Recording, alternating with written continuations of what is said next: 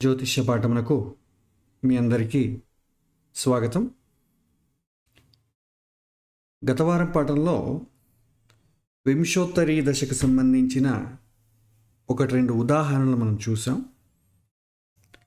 ఇవాళ ఆ ఉదాహరణలు మరిన్ని చేద్దామని అనుకున్నాం, కానీ దశా గోచారం తర్వాత కూడా జాతకాన్ని దశ గోచారం మూడింటిని సమన్వయం చేస్తూ మరికొన్ని ఉదాహరణలు చేయాలి. కాబట్టి ఇవాళ గోచారము అనేటటువంటి పాఠాన్ని కొనసాగిస్తూ తర్వాత ఒకేసారి రెండిటికి సంబంధించిన ఉదాహరణ చేయడానికి వెళ్తాం. అప్పుడు మనకు ఒక క్లారిటీ వస్తుంది. జాతకం యొక్క రోల్ ఏంటి, దశ యొక్క రోల్ ఏంటి, గోచారం యొక్క రోల్ ఏంటి అనేది ఒక క్లారిటీ వస్తుంది. కాబట్టి ఇవాళ గోచారం అనేటటువంటి కొత్త అంశాన్ని మనం తీసుకుని వెళ్దాం.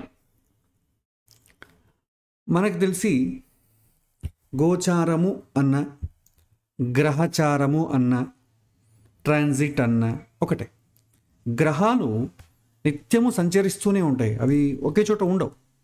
మనం పుట్టినప్పుడు ఉన్నటువంటి గ్రహాల యొక్క ఒక స్నాప్షాట్ తీసినట్టయితే దాన్ని మనం జాతకము అంటాం. తర్వాత ప్రతిరోజు మనకు గ్రహాలు తిరుగుతూ ఉంటాయి. ఎప్పుడు ఏ గ్రహం ఎక్కడ ఉంది అని తెలుసుకోవడాన్ని ఇక్కడ గోచారము లేక గ్రహచారము అంటాం. మనం జాతకాన్ని లగ్నం ద్వారా లెక్కిస్తాం, పరిశీలిస్తాం. గోచారాన్ని జన్మ రాశి ద్వారా పరిశీలిస్తాం, అంతే తేడా. ప్రముఖంగా జాతక చక్రాన్ని జన్మరాశి నుంచి చూడకూడదని కాదు, గోచారాన్ని జన్మ లగ్నం నుంచి చూడకూడదని కాదు. ముఖ్యంగా మనం జాతకాన్ని ఇప్పుడు లగ్నం ద్వారానే సూచిస్తాం. లగ్నము అంటే శరీరం, రాశి జన్మరాశి అన్నట్టయితే చంద్రుడు ఏ రాశిలో ఉంటాడో పుట్టినప్పుడు దాన్ని మనం జన్మరాశి అంటాం. అది మన యొక్క మనస్థితిని సూచిస్తుంది. పుట్టినప్పుడు మనం ఏ యోగానైతే తీసుకొచ్చామో, గత జన్మలో ఏం పుణ్యం చేసుకొచ్చాం, మనకి ఇప్పుడు ఏ యోగం ఎంత ఉంది, దాన్ని తెలుసుకోవాలంటే మీరు లగ్నాన్ని చూడాలి. పుట్టినప్పుడు ఉన్నటువంటి జాతకంలో మనస్థితి ఏ విధంగా తెలుసుకోవాలంటే రాశిని చూడండి. కానీ ఎప్పుడు కూడా యోగాన్ని మనం లగ్నం ద్వారానే లెక్కిస్తాము. తర్వాత గోచారం చూసేటప్పుడు ఇప్పుడు ఎలా ఉంది, ఇంకా మనం క్రియ ఏం చేయలేదు, భవిష్యత్తులో ఎలా ఉంటుంది. మన మనస్సు భవిష్యత్తులో ప్రయాణిస్తుంది, కానీ శరీరం ప్రయాణించదుగా. రేపు ఎలా ఉంటుంది, ఎల్లుండి ఎలా ఉంటుంది అనేది మన మనస్సు భవిష్యత్తులో ప్రయాణం చేస్తూ ఒక ప్లానింగ్ని చేసుకోవచ్చు, కానీ శరీరం వెళ్ళదు. మనం టైం ట్రావెల్ లాగా కొద్ది రోజులు ముందు వెళ్ళి మళ్ళీ వెనక్కి వచ్చేటటువంటి వ్యవస్థలు మనకు లేవు. కాబట్టి మనస్సుని ఆలోచిస్తాం తర్వాత ఏ విధంగా ఉండబోతుంది అని. కాబట్టి గోచారంలో ఉన్నటువంటి గ్రహాలను మనం జన్మరాశి నుంచే లెక్కిస్తాము. తర్వాత గోచారానికి కానీ దశను కానీ చెప్పాలంటే, దేనైనా చెప్పాలంటే మనం చేసుకున్నటువంటి పూర్వ పుణ్యము పాపము దాని అనుసారంగానే చెప్పాలి. కాబట్టి గోచారాన్ని, గోచార ఫలాలని, వార ఫలాలు, నక్షత్ర ఫలాలు, మాస ఫలాలు, సంవత్సర ఫలాలు ఇవన్నీ కూడా జాతకాన్ని బేస్ చేసుకొని చెప్పాలి. సపరేట్ చెప్పేటటువంటి వ్యవస్థ లేదు. తర్వాత శుభము అశుభం యొక్క గోచారాల గురించి ఇవాళ నేర్చుకుంటాం. గోచార సూత్రాల గురించి, ఇవన్నీ ఈ టాపిక్స్ ఇవాళ మనం నేర్చుకోబోయేటటువంటి అంశాలు. గోచారం అంటే ఏంటి, అది మూడింటిని సమన్వయం చేయడం ఎలా, గోచారం అంటే శుభం అంటే ఏంటి, అశుభం అంటే ఏంటి, సూత్రాలు ఏంటి. ఇక్కడ మనకు మూలభూతమైనటువంటి ఒక సూత్రం ఒకటి ఉందండి. అది నేను ప్రతి క్లాస్లో చెప్పేది ఒకటి. మీరు జాతకంలో ఉన్నటువంటి గ్రహాలను కానీ రాశులను కానీ లగ్నాన్ని కానీ చూడడానికి ముందు ఎందుకోసం చూస్తున్నాం, ఏం చూస్తున్నాం అనే ప్రశ్న మొదట రావాలి.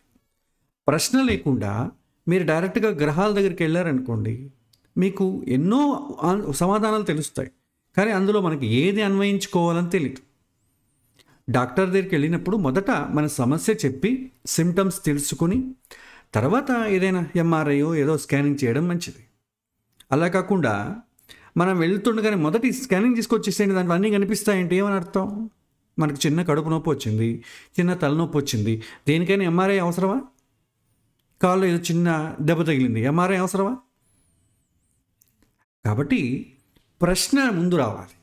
మనం ఏదైతే ప్రశ్నలు అడుగుతున్నామో దానికి సంబంధించి జాతకంలో యోగం ఎలా ఉంది, ఆ యోగం ఎప్పుడు యాక్టివేట్ అవుతుంది, యాక్టివేట్ అయ్యే సమయంలో నా పరిస్థితి ఎలా ఉంటుంది.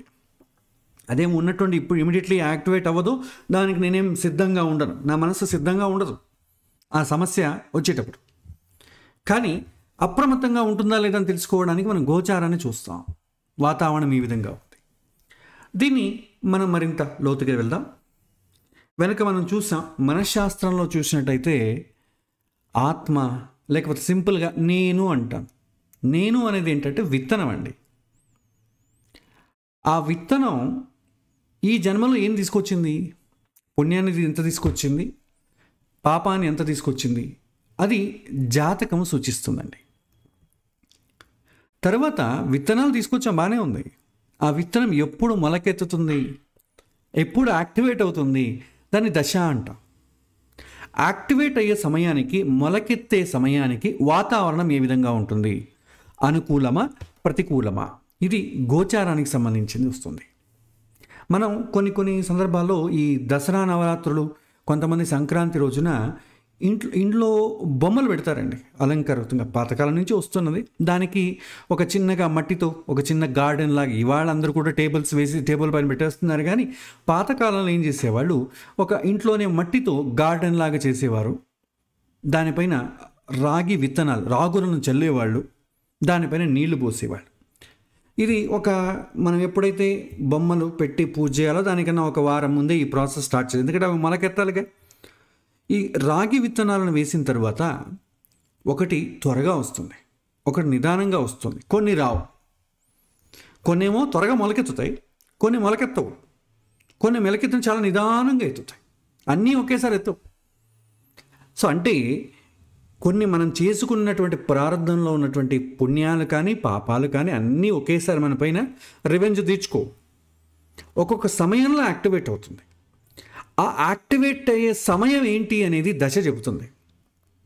సరే, యాక్టివేట్ అయ్యింది, అప్పుడు నా పరిస్థితి ఏంటి, నేను ఎలా ఉంటాను, నా వాతావరణం ఏంటి, నేను దాన్ని యాక్సెప్ట్ చేయడానికి సిద్ధంగా ఉంటానా, అప్రమత్తంగా ఉంటానా, ఆ యొక్క పుణ్యాన్ని సంబంధించిన వాటిని స్వాగతించడానికి నేను సిద్ధంగా ఉంటానా, ఇవన్నీ కావాలి కదా. సుఖాన్ని అనుభవించడానికి పెద్దగా ప్రిపరేషన్ ఏం అక్కర్లేదండి, కానీ పాపాన్ని అనుభవించడానికి కొద్దిగా ప్రిపరేషన్ కావాలి. ఎందుకంటే మనసు యాక్సెప్ట్ చేయాలి, కొద్దిగా అప్రమత్తంగా ఉండాలి. కాబట్టి ఆ పరిస్థితి ఎలా ఉంటుందో కూడా మనం తెలుసుకోవాలి. సో ఒక చిన్న విత్తనం మొలకెత్తే సమయానికి వాతావరణం బాగుండాలండి. మన రైతులు కూడా ఏం చేస్తారు చూడండి, ఏదైనా ఎప్పుడు విత్తనాలు నాటుతారు, వర్షాకాలం ఎప్పుడు వస్తుందో దానికి అనుగుణంగా ఎప్పుడు వర్షాలు వస్తాయి, దానికి అనుగుణంగా ఒక సీజన్ ఉంటుంది. ఆ సీజన్లో విత్తనం వేయాలి. ఎప్పుడు పడితే అప్పుడు వేసామనుకోండి రాదు. ఒకవేళ విత్తనాలు వేసిన తర్వాత వర్షాలు రాకపోయినా, వర్షాలు విపరీతంగా వచ్చినా పంట నష్టం జరుగుతుంది. పంట దిగుబడులు ఎప్పుడు వస్తాయి, సకాలంలో వర్షాలు రావాలి, ఎంత కావాలో అంతే రావాలి.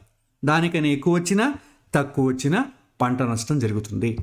తర్వాత దానికి తెగుళ్ళు, ఈ చిన్న చిన్న పురుగులు గట్రా పట్టకుండా దాన్ని జాగ్రత్తగా కాపాడాలి. అతిగా ఎండ ఉండకూడదు, ప్రాణులు దాన్ని ఇబ్బంది పెట్టకూడదు. ఇవన్నీ మనం కాపాడితే అప్పుడు విత్తనం మనకు కొన్ని పుష్పాలు కానీ ఫలాన్ని కానీ ఇస్తుంది. ఇన్ని జాగ్రత్తలు పడాలి. ఒకటి, ఆ విత్తనం ఫస్ట్ మొలకెత్తాలి. మొలకెత్తకపోతే మనం చేసేది ఏం లేదు. మొలకెత్తిన తర్వాత దాన్ని కాపాడాలి. ఇక్కడ అంతే, మనకు అవకాశాలు రావాలి, అవకాశాలని అందిపుచ్చుకోవాలి. అవకాశాలు రావాలంటే మొదట యోగం ఉండాలి. యోగం ఉంటే ఖచ్చితంగా అవకాశం వస్తుంది. ఆ అవకాశం వచ్చిందనుకోండి, దాన్ని స్వీకరించడానికి నేను సిద్ధంగా ఉండాలి. అది మంచి అయినా చెడైనా. మంచిని స్వీకరించడానికి మనం సిద్ధంగా ఉండాలి. నాకు ఇదే వద్దు, నాకు ఇంకా మంచిది కావాలి, నాకు ఇప్పుడే పెళ్ళేంటి, ఆ అబ్బాయి బాలేదు, ఈ అమ్మాయి కొద్దిగా పొట్టిగా ఉంది, ఇలా అంటూ పోయామనుకోండి, మనకు యోగం ఉన్న యాక్టివేట్ అయ్యేంత వరకు వస్తుంది, తర్వాత రావు. యాక్సెప్ట్ చేయడానికి మనకు సిద్ధంగా ఉండాలి. ఒక్కొక్కసారి నేను చాలా సిద్ధంగా ఉంటాను, నేను రెడీ ఉన్నానండి, ఉద్యోగం వస్తే జాయిన్ అయిపోతాను, ఏ ఉద్యోగమైనా పర్లేదు, ఉద్యోగం వస్తే జాయిన్ అయిపోతా. పెళ్ళి కూతురు ఒప్పుకుంటే నేను పెళ్లి చేసుకుంటా, కానీ ఉద్యోగము రాదు, పెళ్ళి రాదు, అంటే యాక్టివేట్ అవ్వటం లేదు. ఇతను ప్రిపేర్ అయ్యేటప్పటికి యాక్టివేషన్ ఉండదు, యాక్టివేషన్ అయ్యేటప్పటికి వీడు ప్రిపేర్ అవ్వడు. సో కాబట్టి వాతావరణం అనేది కూడా చాలా ముఖ్యమండి. అది శారీరకంగా శరీరాన్ని బలోపేతం చేసే వాతావరణం కావచ్చు, మనస్సును బలోపేతం చేసేటటువంటి వాతావరణం కావచ్చు. కాబట్టి జాతకం అనేది కంపల్సరీ యోగాన్ని సూచిస్తుంది. దశ అనేది పుణ్యము పాపము ఎప్పుడు యాక్టివేట్ అవుతుందని చెబుతుంది. గోచారం అనేది అది యాక్టివేషన్ అయ్యే సమయానికి మీరు సిద్ధంగా ఉన్నారా లేదా. ఒక్కోసారి నేను మీకు పాఠం వెనక చెప్పాను, కర్మ సిద్ధాంతం అప్పుడు ఒక విషయం చెప్పాను. అదేవిధంగా రెమెడీస్ నివారణోపాయాలు అన్నప్పుడు కూడా ఒక విషయం చెప్పాను. వరాహ పురాణంలో ఒకటి వస్తుందండి, ప్రతికూలం యత్ర దైవాక్యం పౌరుషేణ వినన్యతే అని. అంటే మనకు మన యొక్క పుణ్యము పాపము ఇవన్నీ కూడా పరిస్థితులు వాతావరణము ప్రతికూలంగా ఉన్నప్పుడు పురుష ప్రయత్నం ద్వారా జయించవచ్చు. వాతావరణం బాగలేదంటే అది మనకు రాదని అర్థం కాదు, సహజంగా రాదు, నువ్వు కొద్దిగా ప్రయత్నం ఎక్కువ పెట్టాలి అని అర్థం. కాబట్టి జాతకము దశ గోచారము ఇవన్నీ బాగోలేదంటే ఇబ్బంది ఏం లేదు, ప్రయత్నం ఎక్కువ చేయాలి. ఇప్పుడు డబ్బు కావాలంటే ఒక సాఫ్ట్వేర్ ఇంజనీరు ప్రయత్నం చేస్తాడు, రోడ్డు పైన కంకర్ రాళ్ళు కొట్టి తార్ రోడ్డు వేసేవాళ్ళు కూడా డబ్బు కోసం కష్టపడతారు. వాళ్లకు డబ్బు వస్తుంది, ఇతనికి డబ్బు వస్తుంది. ఇతనికి చాలా కష్టపడకుండా శరీరం అలసిపోకుండా చాలా అనుకూలంగా ఈజీగా వచ్చేస్తుంది డబ్బు. ఎవరికి? సాఫ్ట్వేర్ కంప్యూటర్ ముందు కూర్చున్న వాడికి. వాళ్ళకలా కాదు, వాళ్లకు లేబర్ పిలవాలి, పని దొరకాలి, ఆ పని ఉదయం నుంచి రాత్రికి ఎండలో సాయంకాలం వరకు ఎండలో చెయ్యాలి, కొట్టాలి, మధ్యలో ఏ విధమైన ప్రతిబంధకాలు ఉండకూడదు. అంత చేస్తే వాళ్ళకి డబ్బు వస్తుంది. రెండు చోట్ల డబ్బు అనేది వస్తుంది. యోగం ఎంత ఉంటే అంత. యోగం ఎక్కువ ఉందనుకోండి ఇద్దరికి ఎక్కువ వస్తుంది, యోగం తక్కువ ఉందనుకోండి ఇద్దరికి తక్కువ వస్తుంది. కానీ సులభంగా సహజంగా వస్తుందా? ఎవరికైనా ఉద్యోగం రాలేదనుకోండి అతనికి ఇంకా ప్రయోజనం లేదని అర్థం కాదు. వేరే పద్ధతులు చూసుకోవాలి. కొద్ది కష్టమైన మార్గాలు ఉంటాయి, కానీ అందరికీ ఇప్పుడు సుఖమైన మార్గాలే కావాలి కాబట్టి ప్రత్యామ్నాయాలు కూడా వెతుక్కుంటూ ఉంటారు. సో ఇది నాకు యోగం లేదు కదా, దేవుణ్ణి ఎలా ప్లీజ్ చేయాలి, ఏమైనా సిస్టమ్ ఉందా దేవుణ్ణి ప్లీజ్ చేయడానికి, ఏమైనా అడ్డ మార్గాలు ఏమైనా ఉన్నాయా, ఏది ఇస్తే మనకు భగవంతుడు త్వరగా నన్ను కరుణిస్తాడు, ఇలాంటివి మార్గాలకు వెళ్తారు. కానీ అప్రమత్తంగా ఉండడం మంచిది. అలాంటి మార్గాలు తెలుసుకుని మనం ప్రిపేర్ అయ్యి సిద్ధంగా ఉండడం చాలా మంచిది. కాకపోతే ముందుగా తెలుసుకోవాలి వాతావరణం ఎలా ఉంది, దానికి అనుగుణంగా మనం రియాక్ట్ అవ్వాల్సి వస్తుంది. కాబట్టి గోచారం అనేది చాలా పెద్ద రోల్ ప్లే చేస్తుంది. ఎందుకంటే ఇది ఇమీడియట్లీ మనకు సంబంధించింది. ఒక విత్తనం మొలకెత్తాలా లేదా అది నాకు సంబంధించింది కాదండి, నా కంట్రోల్లో ఉండదు. అది భగవంతుడి కంట్రోల్లో ఉంటుంది, ప్రకృతి కంట్రోల్లో ఉంటుంది. అది మొలకెత్తిన తర్వాత అది బాగా పెరగాలి, దాన్ని ఎవరూ ఇబ్బంది పెట్టకుండా నేను చూసుకోవచ్చు. వర్షం ఎక్కువ పడింది అనుకోండి, పడకుండా దానికి ఏమైనా అడ్డుకట్ట వేయచ్చు. ఎండ ఎక్కువ రాకుండా జాగ్రత్త పడవచ్చు. వర్షం రాలేదనుకోండి, నేను ఆర్టిఫిషియల్గా వేరే నీటిని తీసుకొచ్చి వేయచ్చు. ఎక్కడి నుంచో నీటిని నేను ఒక మోటార్ వేయడమో దాని నుంచి నీటిని తీసుకొచ్చి వేయచ్చు సహజంగా. లేకపోతే కాపాడడానికి నేను అక్కడే ఉండి కాపాడవచ్చు. చివరిగా దిగుబడి వచ్చేంత వరకు నేను కాపాడడానికి నాకు అవకాశం ఉంది. సహజంగా వాతావరణం ఉందనుకోండి, నాకేమి ఇబ్బంది లేదు. సహజంగా లేదనుకోండి, నేను ఆర్టిఫిషియల్గా ప్రయత్నంతో కాపాడాల్సి వస్తుంది.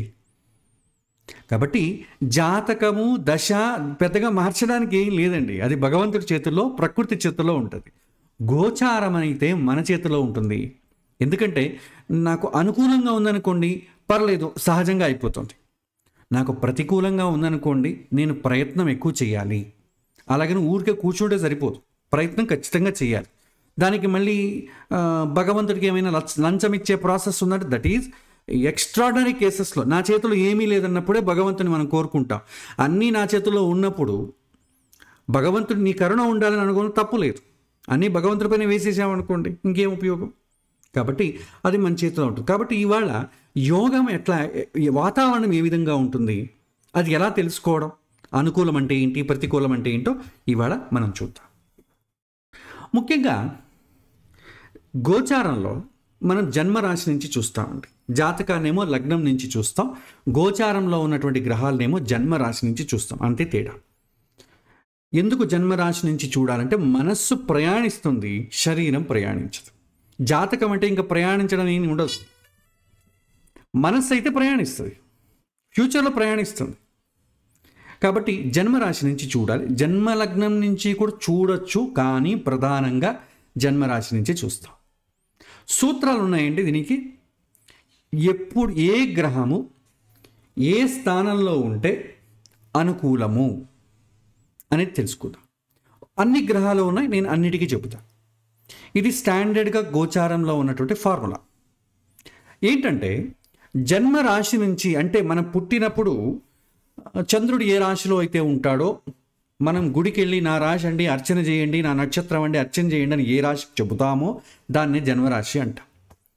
ఆ జన్మరాశి నుంచి మీరు కౌంట్స్ చేస్తే ప్రజెంట్ ఉన్న గ్రహాలు కానీ ఫ్యూచర్లో ఉండబోయే గ్రహాలు కానీ ఎక్కడ ఉంటాయని చూస్తాం. ఎందుకంటే మనం జరిగిపోయింది చూడం, ప్రజెంట్ ఎలా ఉందని చూడొచ్చు, ఫ్యూచర్లో ఎలా ఉంటుందో చూడొచ్చు.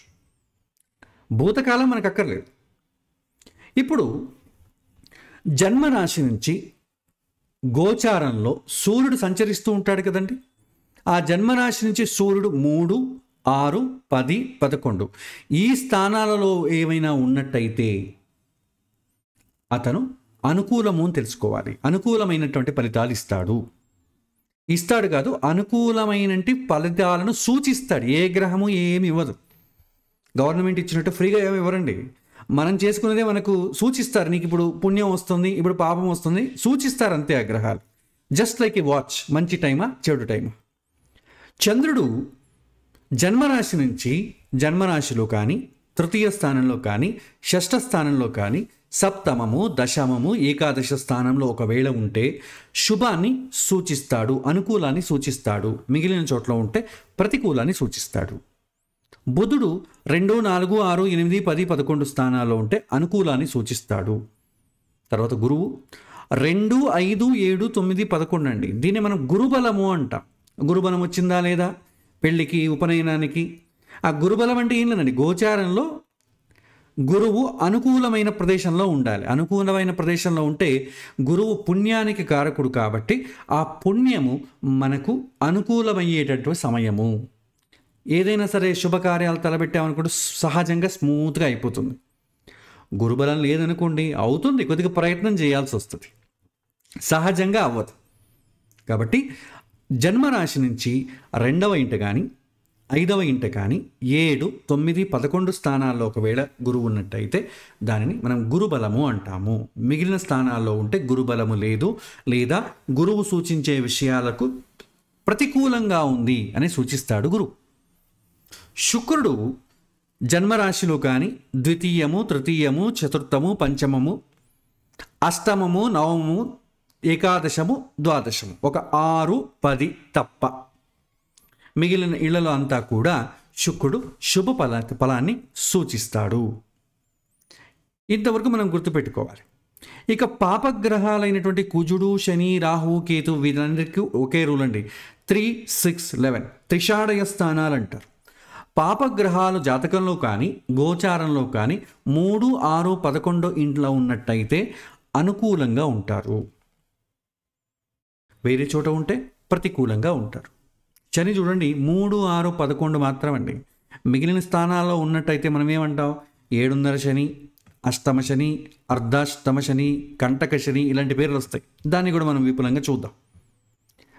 సో ఇప్పుడు సూర్యుడు పాపగ్రహమే అయినా అది కూడా 3, 6, 11 ఒక ఎక్స్ట్రా 10వ ఇల్లు వస్తుంది. ఎందుకంటే 10వ ఇంట సూర్యుడు దిగ్బలము కాబట్టి పాపగ్రహాలు గుర్తుపెట్టుకోవడం చాలా ఈజీ. 3, 6, 11 ఇంట్లో ఉన్నట్టయితే పాపగ్రహాలు మీకు అనుకూలంగా ఉంటాయి, మిగిలిన చోట ఉంటే ప్రతికూలంగా ఉంటాయి. దీన్ని బేస్ చేసుకునే దినఫలాలు, రాశి ఫలాలు, వార ఫలాలు, మాస ఫలాలు, ఇంకా సంవత్సర ఫలాలు, మీకు ఎప్పుడు కావాలంటే అప్పుడు ఫలం ఈ సూత్రాన్ని బేస్ చేసుకొని చెప్తారు. కాకపోతే ఒక నియమం ఏంటంటే జాతకము, దశ, గోచారము 3 కూడా సమన్వయం చేసి చెప్పాలి. జాతకం యొక్క సమన్వయం లేకుండా గోచారము చూసినట్టయితే అది వ్యక్తిగతం అయిపోతుంది. వ్యక్తిగతం కాదు, అందరికీ సంబంధించింది అవుతుంది. ఎందుకంటే జన్మరాశి అంటే ఏంటండి, 12 రాశులు ఉన్నాయి. అందులో మన దేశంలో ఉన్నటువంటి 140 కోట్ల మంది ఆ 12 రాశుల్లోనే ఉంటారు కదండి. అందరికీ ఒకేలాగా ఉంటుందా? ఉండదు, ఒకేలాగా ఉండదు. మరి డిఫరెన్స్ ఎక్కడ వస్తుంది? ఎందుకంటే ప్రతి ఒక్కడు యూనిక్ కదా. ఒకరు చేసుకున్నటువంటి పుణ్యం ఇంకొకరు చేసుకోరు. కాబట్టి మనం జాతకంతో అనుసంధానం చేస్తేనే, సమన్వయం చేస్తేనే అది యూనిక్ అవుతుంది. డైరెక్ట్గా చెప్పామనుకోండి, మీరు పంచాంగాలు నింపుకోవచ్చు, ఏదో వార పుస్తకాలు ఒక పేపర్ని మీరు నింపొచ్చు. లేదా మనకు రైల్వే స్టేషన్లో వెళ్తూ ఉంటే కొన్ని షాపులు ఉంటాయండి, మీన రాశి ఫలము, మేష రాశి ఫలం, ఒక పుస్తకం తగలేసి ఉంటాడు అక్కడ. ఇంకా మనం ట్రైన్లో కొంత రోజు జర్నీ చేయాలి కదా, సో కాసేపు మన రాశి ఎలా ఉందో తెలుసుకుందామని కొనుక్కుంటాం.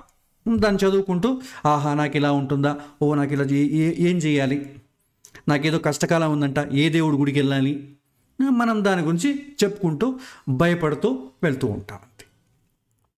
ఇవాళ మీకు రాశి ఫలాలు ఎలా రాస్తారో కూడా చెప్పేసి అది కూడా కవర్ అయిపోతుందండి ఇవాళ పాఠంలో. రాశి ఫలాలు ఎలా రాస్తారు, ఎలా ఉంటుంది, అది అనుకూలమా ప్రతికూలమా ఎలా తెలుస్తుంది, అది కరెక్టా కాదని ఎలా తెలుస్తుంది, అది కూడా ఇవాళ చెప్పేస్తా.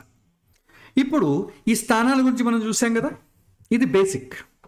ఇప్పుడు ఈ స్థానాలలో ఉంటే ఏమవుతుంది అనేది మనకు స్టాండర్డ్ ఫార్ములా ఉందండి, మూలభూతమైనటువంటి సూత్రం ఉంది. ఇది చూడండి. ఇప్పుడు ఒక గ్రహం, సూర్యుడు అనే గ్రహం 3, 6, 10, 11 ఉంటే బాగుంటుంది. మిగిలిన హౌసెస్లో ఉంటే ఏమవుతుంది?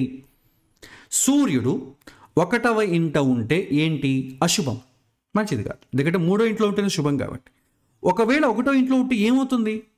ఇక్కడ సాంస్క్రిట్ శ్లోకం ఉంది చూడండి, ఇది స్టాండర్డ్. ఇది దేహార్తి సర్వసంతాపం కాలాతిక్రమ భోజనం బంధుమిత్ర సుహృద్వైరం జన్మరాశి గతే ఫలం. సూర్యుడు జన్మరాశిలో ఉన్నట్టయితే శరీరపీడ, వివిధ ఆటపాటలు అండి, ఎందుకంటే అది ఏఐ చేసింది కాబట్టి మిస్ అయింది. ఆహారం మరియు దినచర్యలలో ఆలస్యం లేదా అనియమితత్వం, మరియు బంధువులు, స్నేహితులు మరియు శుభాకాంక్షలతో వివాదాలు, శుభాకాంక్షలు కాదండి స్నేహితులు అండి, అది స్నేహితులతో వివాదాలు ఏర్పడతాయి. ఇది కన్నడ డాక్యుమెంట్ని ఏఐ ద్వారా కన్వర్ట్ చేయడం ద్వారా ఇలా జరిగింది. నేను మారుస్తాను లేట్. తర్వాత సూర్యుడు 2వ ఇంట్లో ఉన్నట్టయితే అది అశుభం. మొదటి ఇల్లు అంటే ఏంటి? మనస్సు. 2వ ఇల్లు అంటే ఏంటి? కుటుంబము, వాక్కు, ఇవన్నీ వస్తాయి. హీనత్వం, దుష్ట సంసర్గం, మనస్తాపం, శిరోవ్యత, నిష్ఠూరం వాణిజే చైవ స్వయం పీడా ద్వితీయకే. అప్రతిష్ట భావన, దుష్టుల సహవాసం, మానసిక ఒత్తిడి, తలనొప్పి, కఠోరమైనటువంటి ప్రసంగం అంటే వాక్స్థానం కదండి, దెబ్బలాడడం, గొడవలు పడ్డం అని అర్థం. మరియు స్వీయంగా ఏర్పడినటువంటి, మనమే సొంతంగా సృష్టించుకునేటటువంటి ఇబ్బందులు, ఇవన్నీ ద్వితీయ స్థానానికి వస్తాయి. ఇక సూర్యుడు 3వ ఇంట్లో ఉంటే శుభం. ఆరోగ్యం, నిత్య సంతోషం, బంధుపుత్ర సమాగమం, అర్థలాభాది సన్మానం, ఇష్టసిద్ధి తృతీయకే. మంచి ఆరోగ్యము, నిరంతరము సంతృప్తి, బంధువులు మరియు పిల్లలతో కలయిక, ఆర్థిక లాభాలు, గౌరవం మరియు కోరికలు నెరవేరడం జరుగుతాయి 3వ ఇంట్లో ఉంటే. 4వ ఇంట్లో ఉంటే ఏమవుతుంది? ఇది సూర్యుడు మాత్రమే చెప్తున్నాను. బంధుద్వేషం, గృహఛిద్రం, సౌఖ్యం, పాయస భోజనం, ప్రయాణ విఘ్నమాప్నోతి చతుర్థే రవి సంయుతే. బంధువులతో వాగ్వివాదాలు, కుటుంబ సమస్యలు, గొప్ప ఆహారం ఆస్వాదన ఉంటుంది, కానీ ప్రయాణాలకు అడ్డంకిలు ఇవన్నీ ఉంటాయి అని అంటుంది. ఇలాగా నేనేం చేశాను, మీకు ఒక డాక్యుమెంట్ షేర్ చేస్తాను. ఇది అన్నీ ఉంటాయి, మీకు ఎన్ని గ్రహాలు, ద్వాదశ రాశుల్లో ఏవైతే ఉంటాయో అన్నీ కూడా మీకు ఇక్కడ కనిపిస్తాయి. చూడండి, సూర్యుడు ఏ విధంగా ఉందో మీకు అన్ని గ్రహాలు ఈ డాక్యుమెంట్లో ఉంటుంది. మీకు గ్రూప్ ద్వారా, అదేవిధంగా ఈ వీడియో డిస్క్రిప్షన్లో కూడా ఉంటుంది. ఇప్పుడు మనం గురుబలం అంటాం కదా, గురువుని తీసుకుందాం. ఇదే ఈ శ్లోకాలలో ఉన్నటువంటి విషయాలని ఇప్పుడు మనం ఇది చెప్పుకున్నాం కదా, ఒక్కొక్క లైన్ మీరు రాసుకున్నారనుకోండి, రోజు ఫలాలు అయిపోతాయి. చంద్రుని కన్సిడర్ చేస్తే ఒక్కొక్క గ్రహం నెల వరకు ఉంటుంది కదా, ఆ వారంలో ఏదైనా ఒక గ్రహం చేంజ్ అవుతుందని రాశారనుకోండి, వార ఫలం అయిపోతుంది. ఒక నెలకు కొన్ని గ్రహాలు చేంజ్ అవుతాయి, దాన్ని చేసుకొని చేశారనుకోండి, మాస ఫలం అయిపోతుంది. లేదు, ఒక సంవత్సరంలో మేజర్ ప్లానెట్స్ ఏవే ఉంటాయి, గురువు, శని, రాహు, కేతు, ఇవి సంవత్సరంలో కానీ మారవు. వాటి గురించి ఫలాలు మీరు ఏమైనా రాశారనుకోండి, అదేమైపోతుంది? సంవత్సర ఫలం అయిపోతుంది. సో ఎవరికి ఈ యొక్క టేబుల్ ఉంటే చాలండి, మీరే కూడా రాశి ఫలాలు అవన్నీ కూడా రాసేయచ్చు. సో ఇప్పుడు గురువు 2వ ఇంట ఉంటే గురుబలం ఉన్నట్టే. మనస్సౌఖ్యం యశోవృద్ధి సౌభాగ్యశ్చ ధనామగమ ధర్మసిద్ధి మనస్సౌఖ్య ద్వితీయస్తే యదా గురు. మానసిక శాంతి, కీర్తి, మంచి అదృష్టము, సంపద, లాభం మరియు ధర్మంలో విజయాలు లభిస్తుంది. ఇది స్టాండర్డ్ అండి, ఇలాగే జరగదు. అది ఎలా జరుగుతుందో నేను మళ్ళీ చెప్తాను సమన్వయం చేసేటప్పుడు. సో 2వ ఇంట ఉంటే మంచిది, 5వ ఇంట మంచిది, ఇవన్నీ శుభాన్ని సూచిస్తాయి. తర్వాత మనము ఎక్కువగా భయపడితే శని, 7.5 శని, అర్ధాష్టమ శని, అష్టమ శని అంటాం కదా, అది కూడా ఇందులోనే ఉంటుంది. చూడండి, శని 12వ ఇంట్లో ఉంటే 1వ ఇల్లు 2వ ఇల్లు ఇవి పక్కపక్కలోనే ఉంటాయి కాబట్టి ఒక రాశిలో 2.5 సంవత్సరం అంటే ఏంటి, 7.5 సంవత్సరం. శని మొదటి రాశిలో జన్మరాశిలో ఉన్నట్టయితే తేజోహాని మతిభ్రంశ మనఃపీడ భయం సదా రోగార్తి బంధువైరంచ వ్యసనం జన్మ సూర్యజే. సూర్యపుత్రుడుంటే ఇలా అవుతుంది. తేజస్సు నష్టం అంటే పేరు పాడైపోతుంది. మనస్సు యొక్క గందరగోళం, మానసిక నొప్పి, నిరంతరం భయం, వ్యాధి, బంధువులతో వాగ్వివాదాలు మరియు బాధలు కలిగిస్తాయి. ఎప్పుడు జన్మరాశిలో ఉంటే ఆరోగ్యం పాడవుతుంది, టెన్షన్ ఏర్పడుతుంది. శని 2వ ఇంట్లో ఉంటే మతిభ్రంశం అతిక్లేశం సర్వకార్య వినాశకృత్ దేహాలస్యం మనస్తాపం సూర్యపుత్రే ద్వితీయకే. 2వ ఇంట్లో ఉంటే గందరగోళం, అధిక ఒత్తిడి, ప్రయత్నాల విధ్వంసం, సోమరితనం మరియు మానసిక దుఃఖాన్ని కలిగిస్తుంది. ఇక 3వ ఇంట్లో ఉంటే మంచిదండి. చూడండి, స్త్రీభోగంచ మనస్సౌఖ్యం ఇష్టకార్య సిద్ధికృత్ సన్మాన ప్రాప్తి ఆరోగ్యం సూర్యపుత్రే తృతీయకే. దాంపత్య సుఖము, మానసిక సౌకర్యాలు, కోరుకున్నటువంటి ప్రయత్నాల్లో విజయం, గౌరవం మరియు ఆరోగ్యాన్ని ఇస్తుంది. చూడండి, 3వ ఇంట్లో ఉంటే మంచిది, 2.5 సంవత్సరం ఉంటాడు. తర్వాత 4వ ఇంటికి వచ్చాడనుకోండి, అర్ధాష్టమ శని అంటాం. శరీర పీడ, సంపద నష్టం, భయం, నివాసం నష్టం మరియు శారీరకమైనటువంటి వ్యాధులు. తర్వాత 6వ ఇంట్లో శుభం. 8వ ఇంట్లో ఏమవుతుంది, అష్టమ శని అంటాం మనం. అనారోగ్యము, ప్రయాణము, మానసిక వేదన, సౌకర్యం నష్టాలు. ఎందుకంటే మనకు సౌకర్యాలు అనుకూలం చేయాలి, నష్టాలు ఏర్పడ్డాయి అనుకోండి బాధ ఏర్పడుతుంది. మనం కోరుకున్నది మన నుంచి వెళ్ళిపోయింది అనుకోండి, మంచి టీవీ కొనుక్కున్నాం, ఆ 7.5 శని అప్పుడే అది పాడైపోయింది, పడిపోయింది, నష్టం ఏర్పడింది, బాధ కలుగుతుంది, డబ్బు నష్టం. ఈ విధంగా తర్వాత 11వ ఇంట్లో మంచిది, 12వ ఇంట్లో మళ్ళీ 7.5 శని. 2, 1, 12 7.5 శని. 4వ ఇంట్లో ఉంటే అర్ధాష్టమ శని, 8వ ఇంట్లో ఉంటే అష్టమ శని. ఈ ఫలితాలు చూసే మనం రాసేయచ్చు. తర్వాత ఇది రాహు, కేతు అన్నీ కూడా మీకు ఆల్మోస్ట్ అన్ని గ్రహాలు ఇవ్వడం జరిగింది. ఈ డాక్యుమెంట్ రెఫరెన్స్ పెట్టుకోండి. ఒకటి ఏంటంటే, ఈ డాక్యుమెంట్ని డైరెక్ట్గా మీరు ఫలితాలు రాయడానికి ఉపయోగించకూడదు.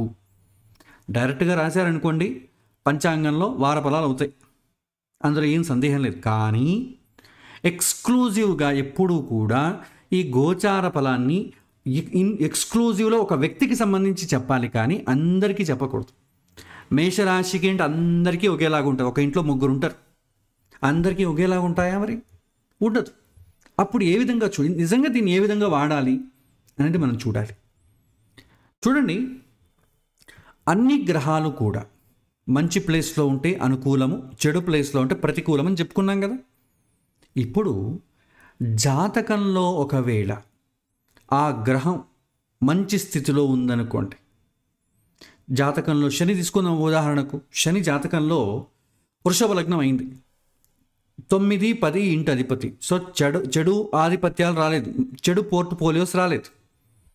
ఎక్కడున్నాడు? మంచి ప్లేస్లో ఉన్నాడు, కేంద్ర త్రికోణ స్థానాల్లో ఉన్నాడు, శుభగ్రహాలతో కలిసి ఉన్నాడు. అంటే జాతకంలో చాలా మంచిగా ఉంది యోగం. తర్వాత దశలో కూడా శనికి సంబంధించిన దశ వచ్చింది, తర్వాత ఇంకొకటి అంతర్దశలో శుభగ్రహానికి సంబంధించిన దశ వచ్చింది, లేదా కేంద్ర కోణాధిపతికి సంబంధించిన దశ వచ్చింది. ఆ సమయంలో 7.5 శని వచ్చింది అనుకుందాం, ఏమవుతుంది? ఏమి కాదు, ఎందుకంటే జాతకంలో శని బాగుంది కదా, గోచారంలో కూడా ఆ దశలు అనుకూలంగా ఉన్నాయి కదా. దశలో అనుకూలంగా ఉంది. గోచారంలో ఏం జరుగుతుందంటే మీకు కొన్ని విషయాల పట్ల అనుభవాన్ని పెంచుతుంది. అంటే కొద్ది ఎక్స్పీరియన్స్, ట్రైనింగ్ అనేది జరుగుతుందన్నమాట. మీరే కావాలని కొన్ని కొన్ని విషయాలు నేర్చుకోవడానికి కష్టపడతారు. లేదు నేను ఇది నేర్చుకోవాలి. ఆయన నవమాధిపతి అయ్యాడు అనుకోండి, మీరేం చేస్తారు, ఒక గురువు గారి దగ్గరికి వెళ్ళి ఆయన చెప్పిన పనులన్నీ చేసి నేను ఏ విధంగా అయినా సరే నేర్చుకోవాలి. అక్కడ కష్టం ఉంటుందండి, కానీ సంతృప్తి ఉంటుంది. నేను నేర్చుకోవడానికి నేను కష్టపడుతున్నానని ఉంటుంది. అదే జాతకంలో అష్టమాధిపతియో 6వ ఇంటి అధిపతి అయ్యాడు అనుకోండి, గోచారంలో శని దశ వచ్చిందనుకోండి, దశలో శని దశ ఆపరేట్ అవుతూ గోచారంలో కూడా శని వచ్చిందనుకోండి, అప్పుడు తీవ్రమవుతుంది. ఆ కష్టాలు ఎలా ఉంటాయి, నాకేం ఇంట్రెస్ట్ లేదు నేర్చుకోవాలి, కానీ బలవంతంగా నేర్చుకోవాల్సి వస్తుంది. మన మతంలో, హిందూ మతంలో బలవంతం ఉండదండి. మీకు ఇష్టం ఉంటే నేర్చుకోవచ్చు, ఇష్టం లేకపోతే వదిలేసేయచ్చు. భగవద్గీత చదివినా మీరు హిందువే, చదవకపోయినా మీరు హిందువే. కానీ వేరే మతాలు అలా ఉండవు. మీరు ఖచ్చితంగా చదవాలి, ఆ డ్రెస్ కోడ్ని ఫాలో అవ్వాలి. వాళ్ళ మతాలు ఏమైనా ఉంటే అవన్నీ కూడా మీరు ప్రశ్న చేయకుండా మీరు యాక్సెప్ట్ చేయాలి. అప్పుడే మీరు అనుకూలం. లేకపోతే మిమ్మల్ని కాఫీర్ అంటారు, లేకపోతే అవుట్కాస్ట్ అంటారు. హిందూ మతంలో మీరు నాస్తికులైనా కూడా హిందువులే అంటారు, మిమ్మల్ని ఎవరేమో ఇబ్బంది పెట్టరు. అలాగే జాతకంలోనూ దశలోనూ ఆ గ్రహం బాగుంది అనుకోండి, గోచారంలో ఆ గ్రహానికి సంబంధించి ప్రతికూలంగా ఉన్నా కూడా మీకు ఒక రకమైనటువంటి శిక్షణని ఇస్తుంది. ఏ విధంగా ఇబ్బంది పెట్టదు, కంపల్షన్ ఉండదు, మీరు చాలా సంతోషంగా నేర్చుకుంటారు. అదే జాతకంలో బలం లేదు అనుకోండి, బలహీనంగా ఉందనుకోండి, గోచారంలో ఇబ్బంది ఎక్కువ పెడుతుంది. అది ఎలా ఉంటుందంటే, సంస్కృతంలో ఒక సుభాషితం ఉందండి. ఒక కోతి ఉందండి. కోతి అంటేనే మనకు తెలుసు, కోతి చేష్టలో అంటాం. అది ఆల్రెడీ ఊరికే ఉండదు, ఒక చోట కూర్చున్న చోట ఉండదు, ఆల్రెడీ కోతి. ఆ కోతికి మద్యం తాగిస్తే ఎలా ఉంటుంది, కొద్దిగా ఏదో సారాయో వైనో విస్కీయో తాగిస్తే ఎలా ఉంటుంది, అది ఆల్రెడీ కోతి, ఇంకా విచిత్రంగా ప్రవర్తిస్తుంది. ఆ కోతికి ఒక ఆల్రెడీ కోతి చేష్టలు, తర్వాత మద్యం వేరే తాగింది, దాన్ని ఒక తేలు కుట్టిందండి. ఎలా ఉంటుంది, అది ఇంకా విచిత్రం అవుతుంది.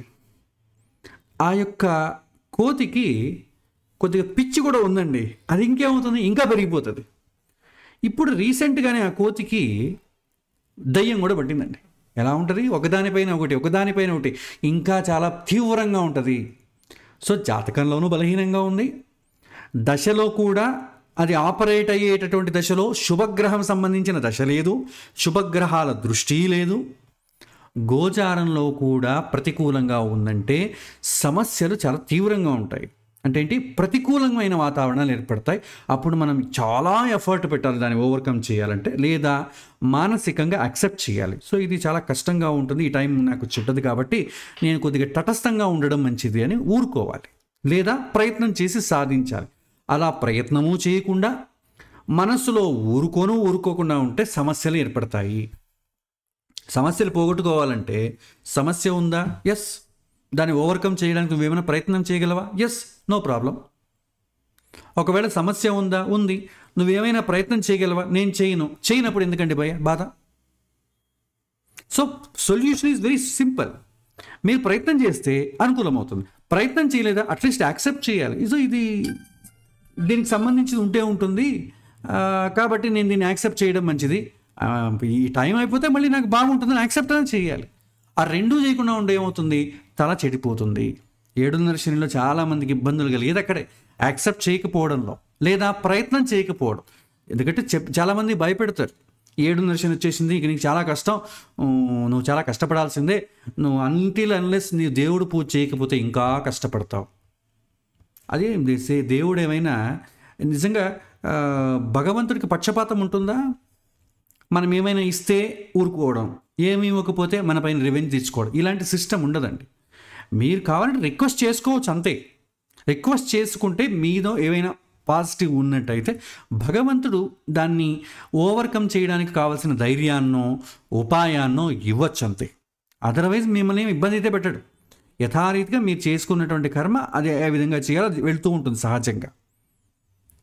కాబట్టి ఈ మూడింటిని కలిపి చెప్పాలి. ఒకవేళ జాతకంలో బాగున్నా ఈ యొక్క దశలో ఆ శనికి సంబంధించిన దశ ఏది ఆపరేట్ కాకుండా ఉంటే, గోచారంలో 7.5 శని వచ్చినా కూడా పెద్దగా ఇబ్బంది ఉండదు. చిన్న చిన్న మానసిక క్లాషెస్ ఉంటాయి. ఎందుకంటే శని అనేది కారకత్వం కొద్దిగా నెగిటివ్గానే ఉంటుంది కదా. శని కారకత్వాలు దుఃఖము, కష్టాలు ఇవన్నీ వస్తాయి. కాకపోతే తీవ్రంగా అయితే ఉండవండి, తీవ్రంగా ఉండదు అందరు. ఎందుకంటే శని 7.5 శని వచ్చినా రాకపోయినా సమస్యలు రాకుండా మానవు. కానీ సమస్యలకి మనం ప్రిపేర్ అయిపోయామనుకోండి, యాక్సెప్ట్ చేసేసామనుకోండి, దాన్ని ఓవర్కమ్ చేయడానికి కావాల్సిన స్కిల్ అయినా పెంచుకుంటాం. లేకపోతే మనస్సును ప్రిపేర్, ఇది మనకు సంబంధించింది కాదు, ఏమీ భయపడకు, ఇది అందరికీ వచ్చేది, ఇవాళ నాకు వచ్చింది, ప్రిపేర్ అవుదాం, చూద్దాం, ఫేస్ చేద్దాం అనుకున్నాను అనుకుంటే ఇబ్బంది లేదు. మానసిక సంఘర్షణ తప్ప ఇంకేం ఇబ్బంది కాదండి. ఆ మానసిక సంఘర్షణలో ఏమో అయిపోతుందేమో, ముందులాగా నేను కాదేమో, పూర్వ వైభవం మళ్ళీ నాకు వస్తుందో లేదేమో, నా బతుకు ఇంతేనేమో, ఇలాగే నెగిటివ్గా ఫీడ్ చేస్తూ పోయారనుకోండి, అలాగే ఉంటాము. యద్భావం తద్భవతి. కాబట్టి ఈ యొక్క ఫలితాలు ఎప్పుడు కూడా జాతకాన్ని చూసే చెప్పాలి, జాతకంలో ఉన్న విషయాలు సమన్వయం చేసి చెప్పాలి. ఇప్పుడు ఉదాహరణకు ఇందులో శని తీసుకున్నాం. శని తీసుకున్నప్పుడు జాతకంలో శని ఆధిపత్యం ఏదో ఒకటి ఉంటుంది కదండి. సో దీనికి ఒక ఎగ్జాంపుల్గానే చెప్పుకుందాం. నేను మీకు ఒక ఎగ్జాంపుల్ చెప్తాను. మీరు ప్రాక్టీస్ చేయడానికి హోమ్ పేజ్ ఓపెన్ చేయండి. వైశ్వానర.com ఓపెన్ చేస్తే మీకు యాప్స్ అని ఉంటుంది, దాన్ని క్లిక్ చేయండి. ఇందులో కింద జాతకము దశా గోచారం ఉంటుందండి, దీన్ని ప్రెస్ చేయండి. ప్రెస్ చేసినట్టయితే మీకు యథారీతి మనం మొన్న దశ గురించి చెప్పుకున్నాం కదా, జాతకము దశ. ఇక్కడ గోచారం అని ఉందండి, ఆ గోచారాన్ని క్లిక్ చేయండి. మీకు ఈ విధంగా టేబుల్ కనిపిస్తుంది. ఇందులో ఇవాళ డేట్ ఉంటుందండి. ఆ డేట్ని లెఫ్ట్ ఇటువైపు ఫార్వర్డ్ రివర్స్ మీరు నావిగేట్ చేయొచ్చు. ఇట్లాగా ఇలా డే ఉంది కదా, వీక్ పెట్టుకున్నారనుకోండి 1 వీక్ నావిగేట్ అవుతుంది. మంత్ పెట్టుకున్నారనుకోండి మంత్ నావిగేట్ అవుతుంది. ఇయర్ పెట్టుకున్నారనుకోండి ఇయర్ నావిగేట్ అవుతుంది. మీ ఇష్టం, ఏదైనా పెట్టుకోవచ్చు. ఓకే, ఇప్పుడు నేను ఇవాళ డేటు పెడతానండి. ఇవాళ డేటు 23/11. అదేవిధంగా సంవత్సరం, సరే ఇక్కడ సెలెక్ట్ అని ఉందా, ఇది రాశిని సెలెక్ట్ చేసుకోవాలి. ఆ రాశిని మీ జన్మరాశి ఏదైతే అవుతుందో దాన్ని సెలెక్ట్ చేయండి. సో నేను ఎగ్జాంపుల్కి తులా సెలెక్ట్ చేశాను. ఇక్కడ మనం అక్కడ చెప్పుకున్నాం కదా సూత్రాలు, ఈ సూత్రాలు ఏవైతే ఉన్నాయో అవన్నీ కూడా ప్రజెంట్ ఉన్న గ్రహాలకు ఏ ఏ సూత్రాలు అప్లై అవుతాయో అవన్నీ ఫిల్టర్ చేసి చూపిస్తుంది ఇక్కడ. సో 2వ ఇంట సూర్యుడు ఉంటే ఏమవుతుంది, దిస్ ఈజ్ ఆన్సర్. ఇది ఇంగ్లీష్లో ఉంది కదా, మీరేం చేయాలి, ఇక్కడ ఇంగ్లీష్ అని ఉందా, దీన్ని క్లిక్ చేయండి. మీకు కావాల్సిన భాష తెలుగు అయితే తెలుగు పెట్టుకోండి, సాంస్క్రిట్ శ్లోకాలు కాబట్టి సాంస్క్రిట్ వస్తుంది, తెలుగు శ్లోకాలు పెట్టుకోండి. పెట్టుకున్న తర్వాత ఇక్కడ చూడండి, 2వ ఇంట సూర్యుడు ఉన్నట్టయితే అప్రతిష్ట భావన, దుష్టుల సహవాసం, మానసిక ఒత్తిడి ఉంటుంది. చంద్రుడేమో 3వ ఇంట్లో ఉన్నాడండి. ఎక్కడి నుంచి, జన్మరాశి నుంచి. జన్మరాశి ఏది, తులారాశి. తులారాశి నుంచి 3వ ఇంట్లో ఉన్నాడు. ఆస్పిషియస్ అంటే శుభము, సంపద లాభము, మానసిక శాంతి, రత్నాలు మరియు బట్టల సంపాదన ఇవన్నీ వస్తాయి. కుజుడు 2వ ఇంట్లో ఉన్నాడు. అసహనం, నిరంతరం ఇబ్బందులు, బలహీనమైనటువంటి లేదా వివాదపూరితమైనటువంటి ప్రసంగాలు. 2వ ఇంట్లో అంటే ఏంటి, మాటలు కదా, మాట్లాడటమే చాలా అహంకారపూరిత మాట్లాడతాడు. దుష్టుల సహవాసం మరియు భయాన్ని కలిగిస్తుంది. 2వ ఇంట్లో పాపగ్రహాలు ఉన్నాయనుకోండి, చెప్తాం, అయ్యా బాబు ఎవరితో అయినా మాట్లాడేటప్పుడు కాస్త జాగ్రత్తగా మాట్లాడవయ్యా, తొందరగా ప్రామిసులు చేయడం కానీ తొందరగా ఎవరితోనూ ద్వేషం పెట్టుకోవద్దని చెప్తాం. ఎందుకంటే 2వ ఇల్లు వాక్స్థానం కాబట్టి. బుధుడు 5వ ఇంట్లో ఉన్నాడు, మంచిది, వాణిజ్యం ద్వారా లాభం, కార్యకలాపాల్లో విజయం, సంతోషం మరియు తీయటి మరియు సుఖకరమైనటువంటి ఆహారం యొక్క ఆనందాన్ని ఇస్తుంది. గురువు 10వ ఇంట్లో ఉన్నాడు, గురుబలం లేదు. శుక్రుడు 1వ ఇంట్లో ఉన్నాడు, మంచిది. శని 6వ ఇంట్లో ఉన్నాడు, మంచిది. సంపద మరియు ధాన్యాలు పెరుగుదల, సంతృప్తి, సరళత, దాంపత్య సుఖము మరియు గృహ నిర్మాణంలో అనుకూలం ఇస్తుంది. సో దీని ద్వారా మీరు గోచార ఫలాన్ని తెలుసుకోవచ్చు. చూడండి, మీరు ఇలా నావిగేట్ చేస్తూ వెళ్ళారనుకోండి, ఇది దాదాపు మీకు 2031 వరకు ఉందండి. ఇక్కడ మీకు చూస్తే దీంట్లో డిఫాల్ట్గా ఒక జేసన్ ఫైల్ ఉంటుందండి. ఇది మీకు కావాలంటే దాన్ని మార్చుకోవచ్చు. ఇక్కడ 2031 వరకు ఉంటుందండి డిఫాల్ట్గా. అంతకైనా మీకు ఎక్కువ కావాలంటే ఇక్కడ చూడండి, జేసన్ ఫైల్ ఉందా, దీన్ని డౌన్లోడ్ చేసుకోవాలి. 2031 నుంచి 2035 వరకు ఒక ఫైల్ ఉంటుంది. ఎందుకంటే చాలా పెద్ద ఎఫిమెరిస్ ఫైల్ కాబట్టి ప్రతిరోజు ఉంటుంది కాబట్టి నేను అన్నీ కూడా ఆన్లైన్లో అంత వెయిట్ నేను ఇన్వాల్వ్ చేయలేను కాబట్టి. సో రెండో ఫైల్ మీకు 2036 నుంచి 2039 వరకు గ్రహస్థితి కావాలంటే దీన్ని ప్రెస్ చేయండి. దాన్ని మీరు డౌన్లోడ్ చేసుకోవాలి. చేసుకున్న తర్వాత ఇక్కడ అప్లోడ్ చేసిన ఉందా, ఇక్కడికి వెళ్ళండి. చేసిన తర్వాత ఇక్కడ మీరు డౌన్లోడ్ చేసిన ఫైల్ ఉంటుంది, దాన్ని తీసి చూడండి. 2031 నుంచి 2035 వరకు ఉంది. దాన్ని ఓపెన్ చేశారనుకోండి, మీకు ఆ జేసన్ ఫైల్ వస్తుంది. ఇక్కడ మీరు 2035 పెట్టచ్చు, 2036 పెడతాను. సారీ, 2036 చూడండి. ఒక నిమిషం.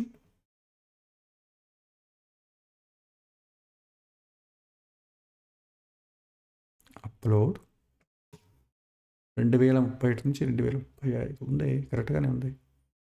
సారీ, 2031 నుంచి కదా, 2032 పెడతాను. చూడండి, కరెక్ట్గా వస్తుంది 2032.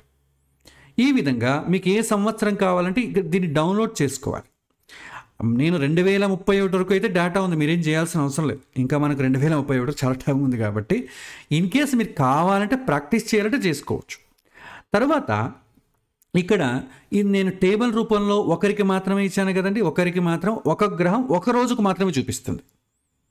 అలా కాకుండా ఒక పీరియడ్ ఆఫ్ టైం ఆ గ్రహంలో ఏమేమి చేంజెస్ వస్తాయి కావాలంటే ఏం చేయాలంటే ఇక్కడ మీకు గోచారపర table start date end date ఇచ్చేసారనుకోండి, ఆ రోజులో ఏ గ్రహం ఎక్కడ ఉందని చెప్పేస్తుంది.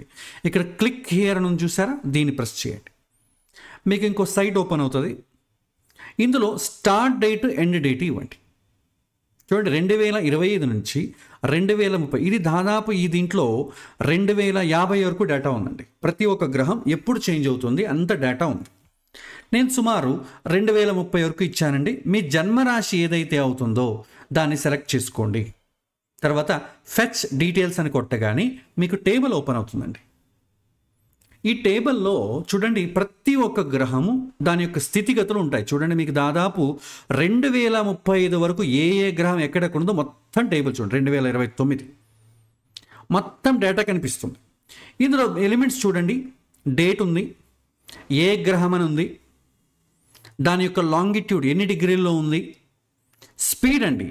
ఒకవేళ మైనస్లో ఉందనుకోండి, అది వక్రగమనంలో ఉందని అర్థం.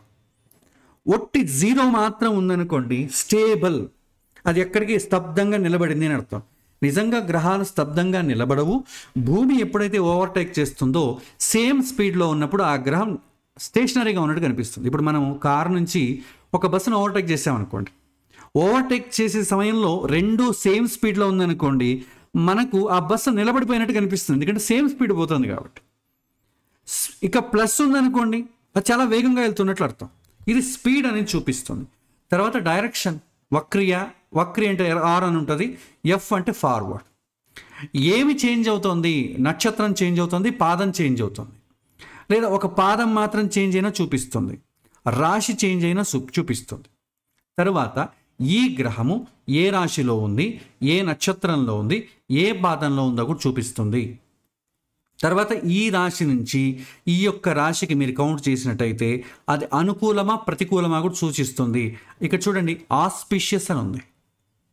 దీని ఫలం ఏమో తెలుసుకోవాలనుకోండి, పక్కన ఒక ఐ సింబల్ ఉంటుందండి, దాన్ని ప్రెస్ చేశారనుకోండి, మీకు ఇక్కడ సంస్కృతం శ్లోకం ఉంటుంది.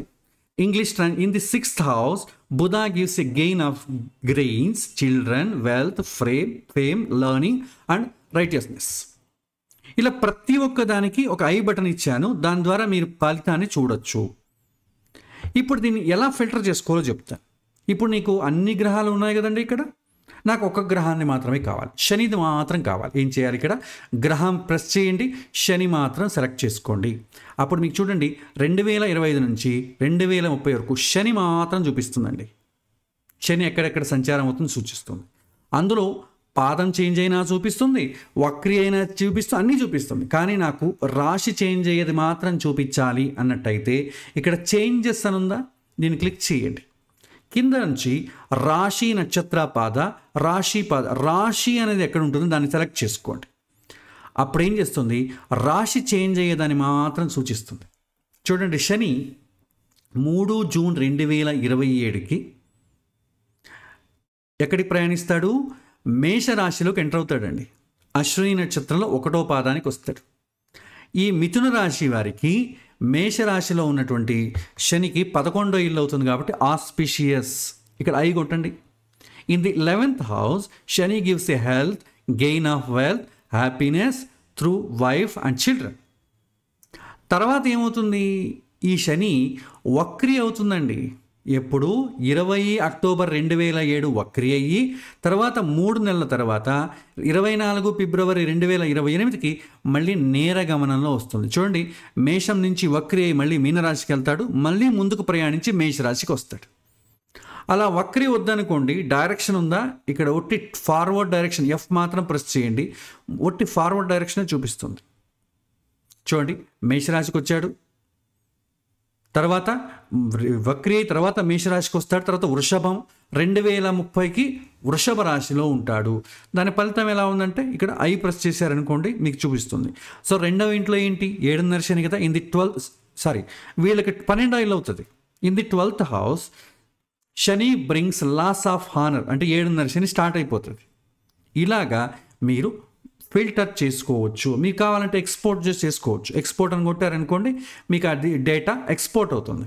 మీరు ఏం సెలెక్ట్ చేసుకున్నారో అదే ఎక్స్పోర్ట్ అవుతుంది, మీరు సేవ్ చేసి పెట్టుకోవచ్చు. సో ఈ విధంగా మీరు దీన్ని వాడచ్చు. ఈ యొక్క సైట్లో మీకు మొత్తం 2055 వరకు మొత్తం డీటెయిల్స్, ఏ గ్రహం ఎక్కడ ఉంది, మీరు జన్మరాశి సెలెక్ట్ చేసుకున్నారనుకోండి అది అనుకూలమా ప్రతికూలమా మొత్తం కనిపిస్తుంది.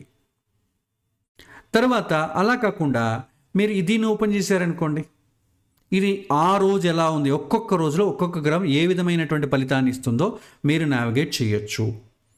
మనకు మెజారిటీ ప్లానెట్స్ బాగున్నాయనుకోండి, సంవత్సర ఫలం అంటే గురువు, శని, రాహుకేతువులు బాగుండాలి. ఈ 4ట్లో అట్లీస్ట్ 3 బాగున్నాయనుకోండి ఆ సంవత్సరం బాగున్నట్టు. ఇట్లాగా కానీ రియల్ కేసులో నడిచేదే వేరేగా ఉంటుంది. ఈ విధమైనటువంటి ఫలితాలను మనం చెప్పడానికి లేదు. ఈ విధంగా రాశి ఫలాలు, వార ఫలాలు ఇవన్నీ కూడా మనం చెప్పకూడదు. ఎప్పుడూ కూడా జాతకాన్ని బట్టే చెప్పాలి. అతను ఏం ప్రశ్న అడుగుతున్నాడు, ఆ ప్రశ్నకు సంబంధించిన జాతకంలో యోగం ఎలా ఉంది, ఇప్పుడు ఆ దశ నడుస్తోందా లేదా, గోచారంలో అనుకూలమా ప్రతికూలమా, ఇది చూడాలి. మనం ఏ విత్తనాన్ని వేసాం అది మొలకెత్తుతుందా లేదా, వాతావరణం బాగుందా లేదా. ఈ సంవత్సరం వర్షాలు చాలా బాగా పడ్డాయండి, అనుకూలంగా ఉంది, బాగానే ఉంది. కానీ నేను వేసిన మొత్తం మొలకెత్తకపోతే నేనేం చేయాలి, ఉపయోగం లేదు. వర్షం వచ్చినా ఒకటే, రాకపోయినా ఒకటే, అది మొలకెత్తాలి. కాబట్టి రాశి ఫలాలు బాగానే ఉంది, కానీ నాకు కావాల్సిన అనుకూలం ఉందా లేదో చూసుకోవాలి. అది వేరే వాళ్ళకి మంచిది కావచ్చేమో, నా రాశి నాకు అనుకూలంగా ఉండాలి కదా. నాకు అనుకూలంగా ఉండాలంటే ఎక్స్క్లూజివ్ జాతకాన్ని మాత్రమే చూడాలి. ఇప్పుడు నేను అది ఎలా చూడాలనేది మీకు చూపిస్తాను. మనం దీంట్లోనే జాతకాన్ని చూసాం. జాతకంలో ఆ గ్రహం అనుకూలమా ప్రతికూలమా అనేది మీకు ఇక్కడ తెలిసిపోతుంది. ఓకే, సో ఇప్పుడు ఒక ఎగ్జాంపుల్ చూద్దాం. ఈ ఎగ్జాంపుల్లో ఒక్క నిమిషం, ఒక డేట్ ఆఫ్ బర్త్ తీసుకున్నానండి. మీకు ఎగ్జాంపుల్ ఎక్స్ప్లెయిన్ చేసింది 1982. ఇతను 10:43 పుట్టాడు బెంగళూరులో. ఇది ఇతని యొక్క జాతకం. ఇది నవాంశం. కింద వచ్చినట్టయితే యోగం ఎలా ఉంది, అతను ఉద్యోగానికి సంబంధించిన ప్రశ్న అడిగాడు అనుకుందాం. ఉద్యోగం పాపం రీసెంట్గా పోయింది, నాకు ఉద్యోగం వస్తుందా లేదండి అని అడుగుతాడు. ఏం చేస్తాం, కర్మస్థానాన్ని చూస్తాం. 10వ ఇల్లు చూడండి, లగ్నం వచ్చి మేష లగ్నము, 10వ ఇంటి అధిపతి శని. ఆ శని ఎక్కడున్నాడు, ఎవరితో ఉన్నాడు, ఏవైనా శుభగ్రహాల దృష్టి ఉందా చూడాలి. అలా చూసుకుంటే ఈ కర్మస్థానాధిపతి అయినటువంటి శని రుణ రోగ స్థానంలో 6వ ఇంట్లో ఉన్నాడు కాబట్టి మైనస్. అదేవిధంగా ఎవరితో ఉన్నాడు, పాపగ్రహం అయినటువంటి కుజుడితో ఉన్నాడు మైనస్. ఎలాంటి గ్రహాల యొక్క దృష్టి లేదు. సమక్షేత్రమైంది, పోని మిత్రుడి ఇంట్లో ఉన్నాడంటే అది కూడా లేదు, సమక్షేత్రంలో ఉన్నాడు. కాబట్టి ఓవరాల్గా యోగం ఏముంది, శుభగ్రహాల సంబంధం రాలేదు, ఆ గ్రహం స్ట్రాంగ్గానూ లేదు, త్రికోణము కానీ కేంద్రం కానీ సంబంధము రాలేదు. కాబట్టి ఇది ప్రతికూలంగా ఉంది, జాతకంలోని యోగమే తక్కువ ఉంది. ఇప్పుడు దశకి వెళ్దాం. ఇప్పుడు దశ ఉద్యోగానికి సంబంధించి నడుస్తోందా లేదా, నడుస్తోంది. శనికి సంబంధించిన దశ ఇప్పుడు నడుస్తోంది, అందులో శుక్రుడికి సంబంధించిన భుక్తి నడుస్తోంది. సో శని ఏమో దశమాధిపతి, అనుకూలంగా ఉంది. అందులోపల ఉన్నటువంటి శుక్రుడేమో కేంద్ర స్థానాధిపతి, అది కూడా బాగానే ఉంది. ఆల్రెడీ జాతకంలో యోగం తక్కువ ఉంది కాబట్టి అది మొలకెత్తడం కూడా అంతే ఎత్తుతుంది, ఎక్కువగా ఫలాన్ని ఏమి ఇవ్వదు. అదే సమయంలో గోచారాన్ని చూడాలి. దేన్ని చూడాలి? ఆ దశమాధిపతిని మాత్రం చూడండి, అన్నీ అక్కర్లేదు. సో నేను ఇక్కడ తెలుగు పెట్టుకుంటాను. అదే శని, కర్మస్థానాధిపతి అయినటువంటి శని జాతకంలో ఏమో 6వ ఇంట్లో ఉన్నాడు, న్యూట్రల్ తటస్థమైన ఇంట్లో ఉన్నాడు. ఆ శని గోచారంలో 2వ ఇంటి ఉన్నాడండి. ట్రాన్సిట్ పొజిషన్ ఏంటి? ట్రాన్సిట్ పొజిషన్ ఇది. ఆ అబ్బాయిది ఏ రాశి? కుంభరాశి అండి. జాతకంలో ఏమో అబ్బాయిది కుంభరాశి. ఒక నిమిషం, ట్రాన్సిట్ D1 ఇది ట్రాన్సిట్ రాశి. దీనికి వెళ్ళామనుకోండి, చూడండి కుంభరాశి ఉంది ఇది. సో కుంభరాశికి ఇప్పుడు ఎన్నో ఇంట్లో ఉన్నాడు శని? 2వ ఇంట్లో ఉన్నాడు. కాబట్టి ఇతనికి శని గోచారంలో 2వ ఇంట్లో ఉన్నాడు. 2వ ఇంట్లో ఏమవుతుందండి? గందరగోళం, అధిక ఒత్తిడి, ప్రయత్నాల విధ్వంసం, సోమరితనం మరియు మానసిక దుఃఖాన్ని కలిగిస్తుంది. ఈ స్టేట్మెంట్ ఉంది. ఇది అందరికీ కామన్ అండి. కానీ ఈ వ్యక్తికి ఎలా చెప్పాలంటే ఉద్యోగానికి సంబంధించిందే చెప్పాలి. ఇందులో చాలా ఉన్నాయి కదా, కామాలు పెట్టి చాలా చెప్పాం కదా. గందరగోళం అని ఒకటి ఉంది, అధిక ఒత్తిడి అని ఉంది, ప్రయత్నాల విధ్వంసం అని ఉంది, సోమరితనం అని ఉంది, మానసిక దుఃఖాన్ని కలిగిస్తుంది. ఇన్ని ఉన్నాయండి. ఇందులో అతడి యొక్క ప్రశ్నకు ఏదేదైతే సరిపోతుందో దాన్ని ఉపయోగించాలి.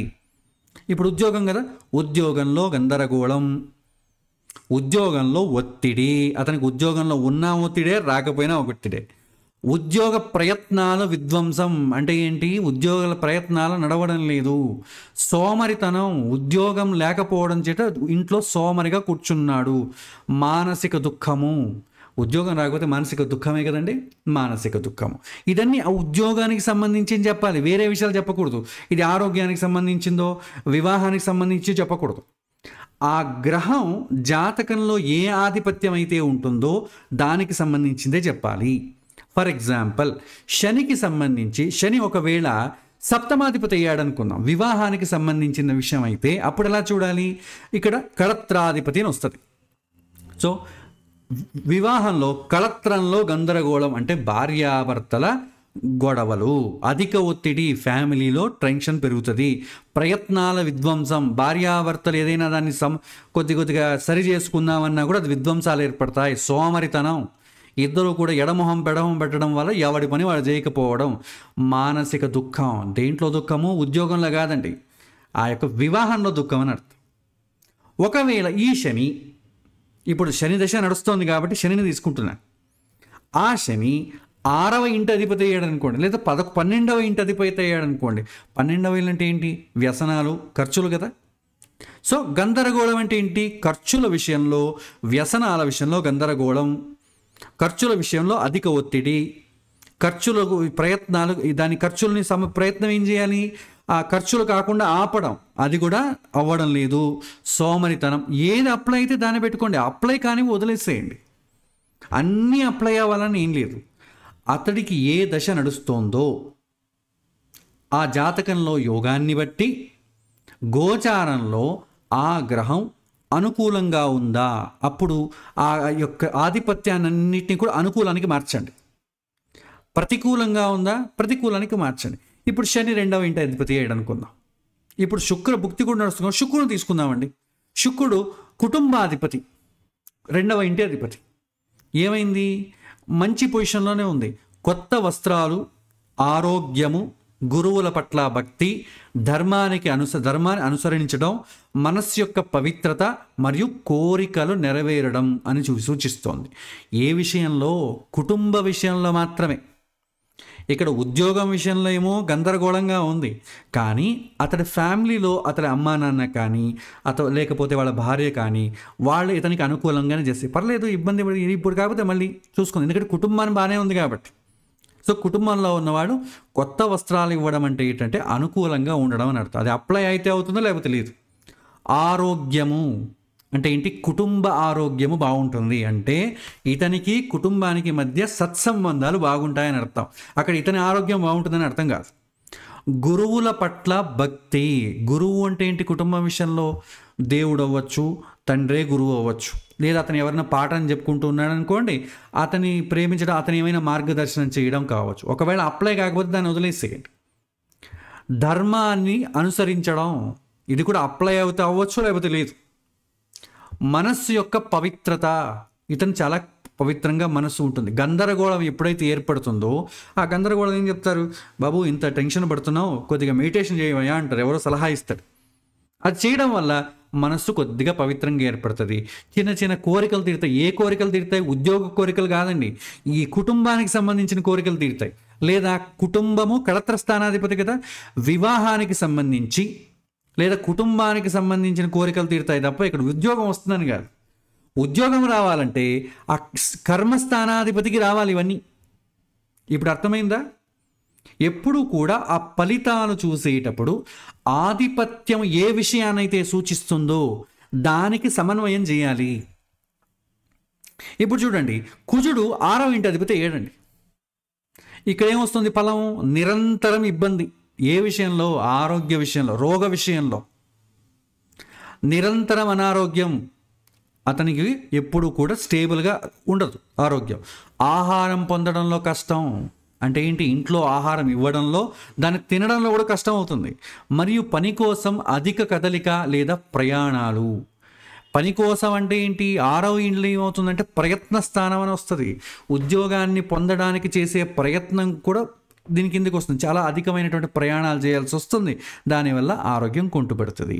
కాబట్టి ఈ గ్రహం ఏది ఆధిపత్యం అయితే అవుతుందో దానికి సంబంధించిన దీనికి సమన్వయం చేయాలి. అలా కాకుండా నాకు ఇష్టం వచ్చిన సమన్వయం చేసుకుంటానంటే ఏమవుతుంది? అతని జీవితంలో జరగకపోవచ్చు. అందుకే చూడండి, పంచాంగ ఫలితాల్లోనూ దీంట్లోనూ ఎవడికి తోచినట్టు వాడు రాసేస్తున్నాడు.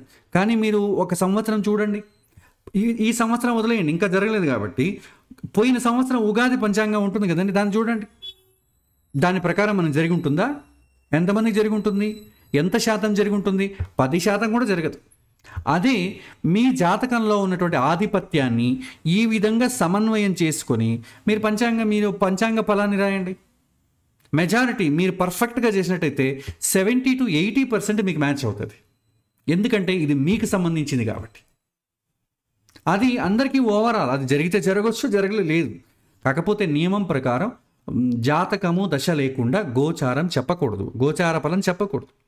కానీ అది ఆ పంచాంగాల్లోనూ సపరేట్గా రాయడం ఎప్పటి నుంచి సాంప్రదాయం స్టార్ట్ అయిందో మనకు తెలియదు.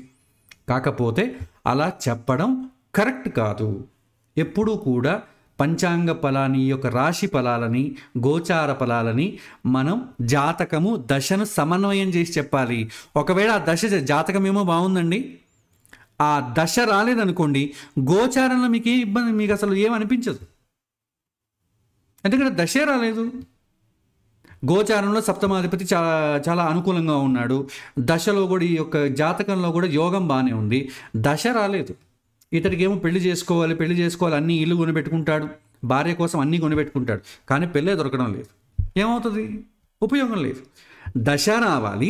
ఆ సమయంలో గోచారం ఎట్లుందో చూడాలి, ఆ సమయంలో వాతావరణం ఎట్లుందో చూడాలి.